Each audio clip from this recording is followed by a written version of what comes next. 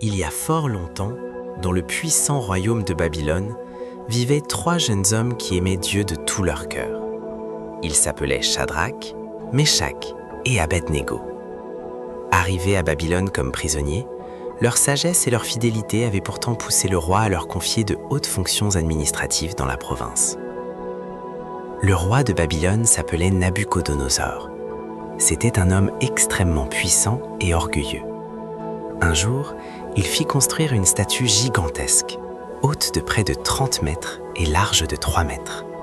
Entièrement recouverte d'or étincelant, elle s'éleva dans la plaine de Toura, visible de tous. Le roi fit alors proclamer un grand décret par son héros.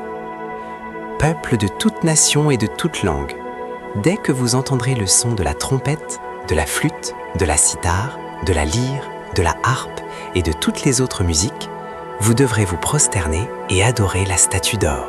Quiconque refusera de se prosterner sera immédiatement jeté au milieu d'une fournaise ardente. » Lorsque la musique retentit, tout le monde se prosterna.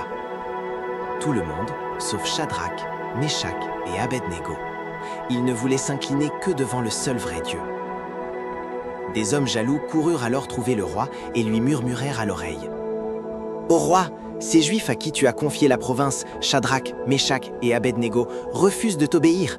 Ils n'honorent pas tes dieux et refusent d'adorer ta statue. » Le roi Nabuchodonosor entra dans une rage folle.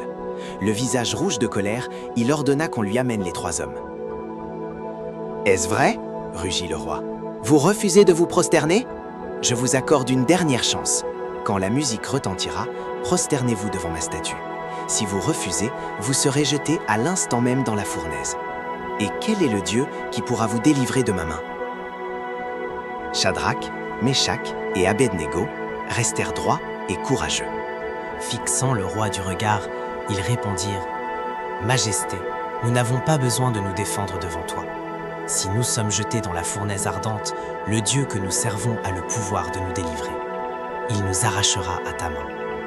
Mais, même s'il ne le faisait pas, sache, ô roi, que nous ne servirons pas tes dieux et que nous n'adorerons pas la statue d'or que tu as dressée. » Le roi devint plus furieux que jamais.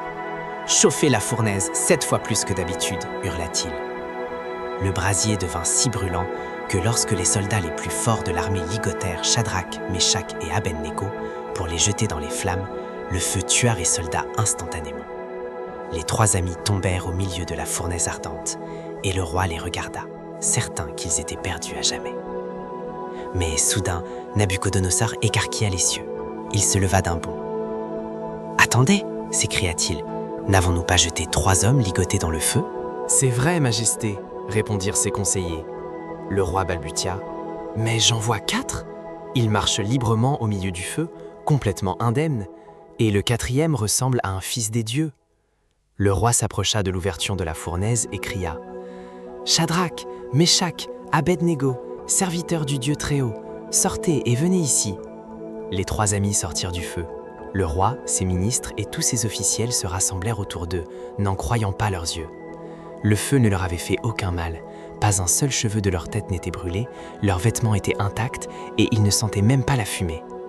Le cœur du roi Nabuchodonosor fut rempli d'un profond respect. Il déclara « Béni soit le Dieu de Shadrach, Meshach et Abednego. Il a envoyé son ange pour délivrer ses serviteurs. Aucun autre Dieu ne peut sauver ainsi.